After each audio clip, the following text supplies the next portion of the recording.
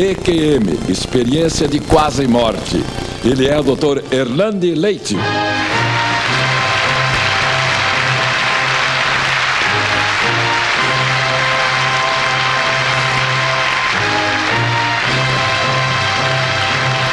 Assunto sério demanda pessoas sérias para debatê-lo e discuti-lo. Lucy, como é que foi o acidente? Conta pra gente. Bem, em 1972, eu realmente estava passando por uma fase da vida onde o meu lado emocional balançado, muito balançado, porque em 70 eu perdi meu pai. E ele era uma figura muito importante. Tudo bem. Convidada por parentes, eu fui no carnaval para o Guarujá.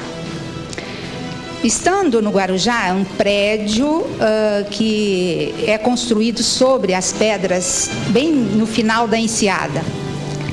E estávamos muitas pessoas na piscina desse prédio e, de repente, o tempo mudou.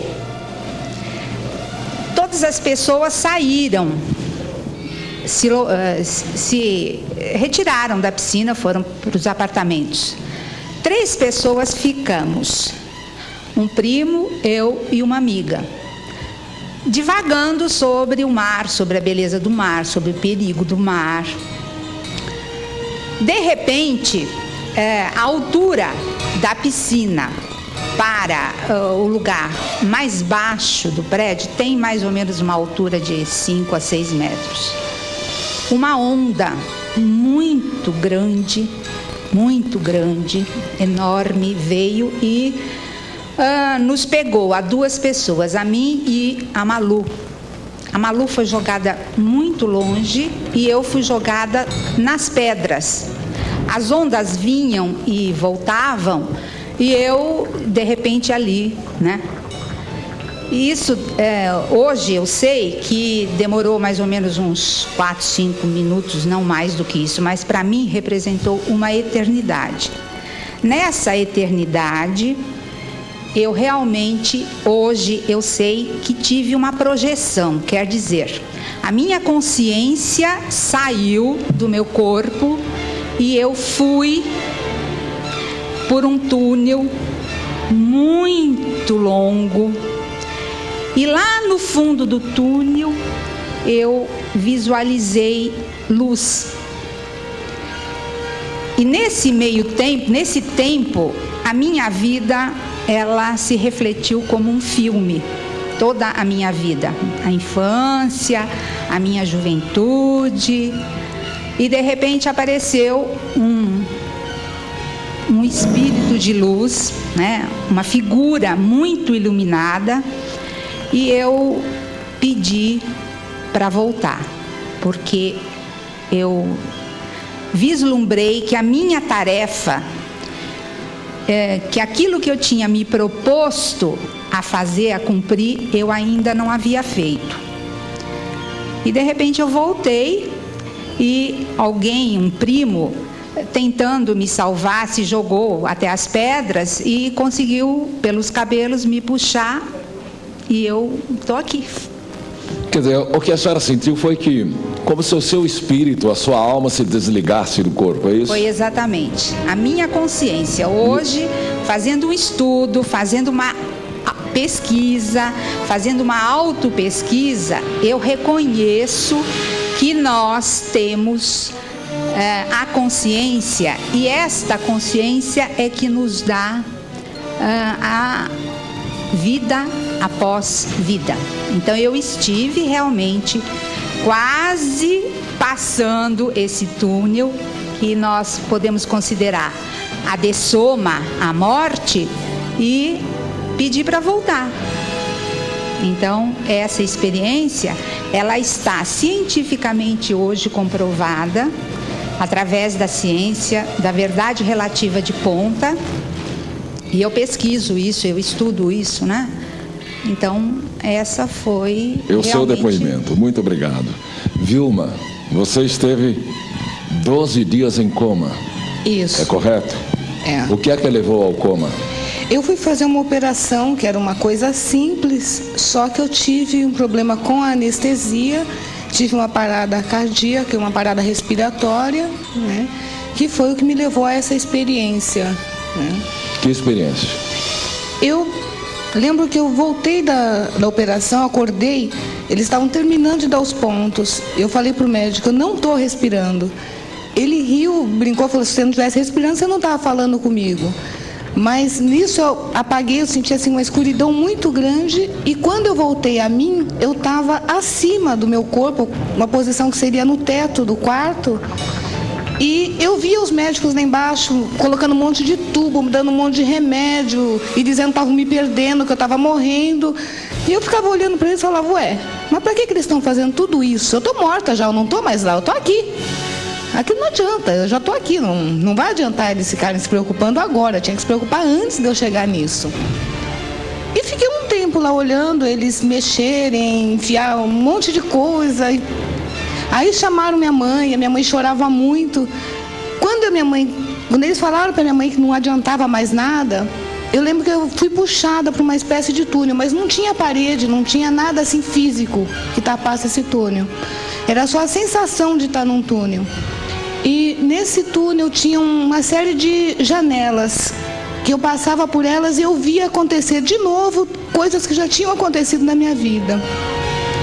Coisas que eu já tinha esquecido, coisas que tinham sido importantes, outras que eu achava, não tinha menor sentido de estar ali, porque não tinha a menor importância, mas depois eu vi que tinha, assim, que eram coisas para me lembrar, né? No fim dessa espécie de túnel, eu saí num salão, que também não tinha, assim, coisas físicas, pelo menos eu não via coisas físicas, mas era a sensação de um espaço mais aberto, um espaço mais amplo. E no fundo desse salão tinha uma luz muito forte, muito brilhante, né? Quando eu olhei para essa luz, eu lembrei que a minha avó sempre falava para a gente, quando a gente era pequeno, que morrer era atravessar um túnel de luz.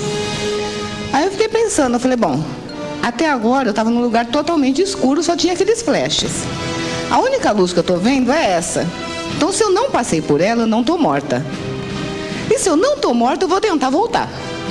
Certo? Porque eu não quero morrer. Na época eu tinha 18 anos. Tinha acabado de entrar na faculdade, ainda tinha um monte de coisa que eu queria fazer. Mas também eu não sentia força para voltar. Aí eu sentei no chão desse salão e fiquei lá quieta, esperando até ter força para voltar.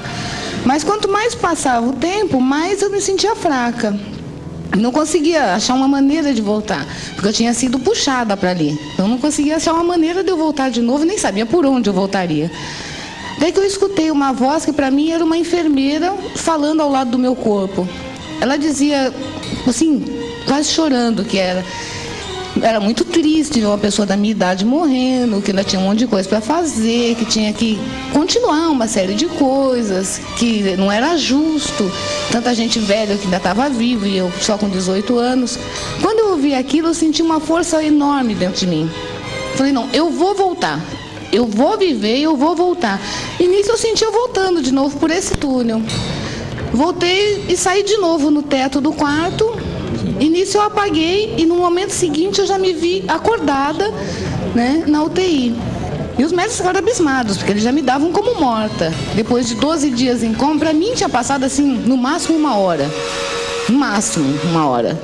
E tanto que eu achei que eu ainda estaria na sala de cirurgia, mas eu já tinha ficado 12 dias na UTI sem me dar conta disso. Mas felizmente você está aqui, não é? Ainda bem, graças a Deus. Bem, 2 depoimentos impressionantes. E o doutor Hernando Leite, o senhor que é um especialista nesse assunto, o que é que o senhor tem a dizer? Como é que o senhor explica isto? Bem, a primeira coisa a ser discutida é a metodologia de pesquisa aplicada para estudar esses fenômenos. A ciência convencional, ela é baseada numa filosofia materialista. Essa filosofia, ela transcreve um método que é limitado entre o nascimento e a morte. Então é muita pretensão da ciência convencional querer estudar alguma coisa que ultrapasse os seus limites. Então não dá para a ciência convencional querer explicar algo que transcenda a morte se ela só vai até o aspecto da morte. Não adianta a ciência convencional querer estudar algo que esteja antes do nascimento, porque ela só admite, certo, o intervalo de nascimento e morte. Agora, é por isso que nós devemos pegar os elementos desses relatos os mais palpáveis possíveis, ou seja, aqueles que se passam dentro da dimensão intrafísica. Então, não adianta, dentro da ciência convencional, a gente querer explicar o fenômeno túnel, o encontro com entidades, jardins onde essas consciências se encontram, que foi o relato até lá daquele garoto que passou aí anteriormente, e sim nós pegarmos algo mais palpável. Então, nós temos que pegar justamente, são esses relatos que a pessoa sai do corpo e observa o procedimento médico feito na ressuscitação cardiopulmonar. Como é que uma pessoa que está praticamente morta, sai do corpo, observa todo o procedimento, fala que o médico tentou colocar uma agulha no lado direito dele 3 vezes, não conseguiu, colocou no lado direito, no lado esquerdo, relata que foi colocado um tubo na garganta. Essas pessoas não conhecem nenhum procedimento médico de reanimação cardiopulmonar, e depois o médico confirma tudo o que ele experimentou e que ele relatou. Então nós temos que pegar esse fato concreto. Então o problema nosso justamente é a metodologia. Então, não existe nenhuma explicação, pelo menos nenhuma hipótese da ciência convencional baseada nesses relatos mais próximos da nossa dimensão. Todo relato, todo parecer, tanto da psicologia quanto da psiquiatria, da medicina relacionada à neurociência ou mesmo neurologia, eles simplesmente se pegam ao túnel a essas entidades. Nós temos que nos prender justamente ao relato da pessoa relatando aquilo, certo, que ela observou dentro do ambiente físico, porque é a única coisa que nós temos condições de comprovar. Então, eu nunca vi nenhum relato. Recentemente, agora no Globo, saiu uma publicação falando da química cerebral, mas isso simplesmente já é coisa que ultrapassada, já foi levantada essas hipóteses e descartada desde 1970. Então, nós temos pesquisa de um cardiologista de Atlanta, Dr. Michel Sabon, que ele fez justamente a comparação, um estudo comparativo da EQM com relato de pessoas que conheciam o procedimento médico e não tinham passado pela EQM. Simplesmente, esse grupo controle, que já conhecia o procedimento médico, era de 25 pessoas. 23 cometeram erros básicos, banais, naqueles relatos que eles estavam fazendo. Comparou a 30 pacientes que tinham passado pela EQM, que não conhecia como era feito o procedimento médico e não teve nenhum erro, ou seja, 0% de erro. Logo existe vida após a morte. Logo existe vida após a morte. Agora, a EQM nada mais é do que uma projeção, do que a saída do corpo. E nós saímos toda noite do nosso corpo físico. Então nós podemos estar experimentando, sem precisar de passar pela EQM, esse fenômeno da consciência sair do corpo físico. O psicólogo Haroldo Lopes, que ficou aqui conosco, pode opinar a respeito deste tema que estamos debatendo agora em nosso programa, não pode, não? Concordo plenamente com o que o colega acabou de dizer e gostaria inclusive de passar aqui ao telespectador que esse processo é chamado de experiência autoscópica, e realmente muitas pessoas podem passar pelo processo sem chegar à EQM, você está em coma ou ter uma parada cardiorrespiratória. São inúmeros os relatos, o J. Silvestre, de pessoas que durante a noite costumam relatar que se viram fora de seus corpos e pairando cerca de 1 metro, 1,5 metros em cima ou do lado do seu corpo. Agora, o mais fantástico, para que o telespectador possa ter uma ideia da veracidade da experiência, é que muitas vezes as pessoas relatam, inclusive, o que estava acontecendo ao mesmo tempo na frente da sua casa ou num quarto vizinho. Mostrando que não importa, mesmo que seja por uma alteração, digamos, voltando um pouquinho agora nos casos de coma, pessoas que têm uma parada cardiorrespiratória, alguns neurologistas dizem o seguinte: não, mas o indivíduo estava sob efeito de alguns medicamentos e isso pode alterar a sua realidade, a sua percepção. A falta de oxigênio no cérebro, na hora em que o indivíduo está tendo aquela parada cardiorrespiratória, cria um estresse nas células, e o indivíduo também pode ter todas essas alterações. Agora eu pergunto, tudo isso pode ocorrer, mas como o indivíduo mesmo induzido por medicamentos, ele pode dizer o que estava acontecendo, como um caso que eu tenho conhecimento, o paciente disse, mas nesse momento, do lado, no quarto, uma pessoa estava tomando um prato de sopa. E aqui, com esses dois exemplos da dona Vilma e da dona Lucy, também nós percebemos uma coisa muito importante. Da dona Vilma, até poderíamos dizer, não, houve indução de medicamentos. Agora, no caso aqui da dona Lucy, veja bem que ela teve toda uma experiência e não houve sequer um medicamento atuando no seu cérebro. Foi simplesmente uma experiência de saída do corpo, de percepção extrasensorial, e fez com que ela retornasse. E ambas, como todas as pessoas que passaram por essas experiências, voltam completamente diferentes com o sentido de vida. Todas as pessoas que tiveram essas experiências acreditam piamente na vida após a morte. E você que está nos acompanhando pode ter certeza, a vida não é simplesmente isso, carne e osso. Com certeza existe um outro lado muito belo e maravilhoso, porque o ser foi feito para voltar para a unidade, e a unidade é eterna. Muito bem, eu não sei qual é a opinião, a conclusão de você que está em casa acompanhando o nosso programa desta noite. Entretanto, está mais do que comprovado, em teoria e até certa forma cientificamente, que existe vida após a morte. Porque vocês estão lembrados de que no programa passado foi comprovado cientificamente que a fé cura. Se a fé cura, por que é que não pode existir a vida após a morte, com tantas demonstrações que acontecem diariamente em todo o mundo? A conclusão é sua. Eu não esposo nenhuma tese, nem outra. Eu exponho os fatos. E agradeço a presença do psicólogo Haroldo Lopes, da Lucy Luffy, da Vilma Xavier e do Dr. Hernando Leite. Muito obrigado pela presença de vocês no nosso programa esta noite. Jane Duboc. Quanto tempo faz que eu não...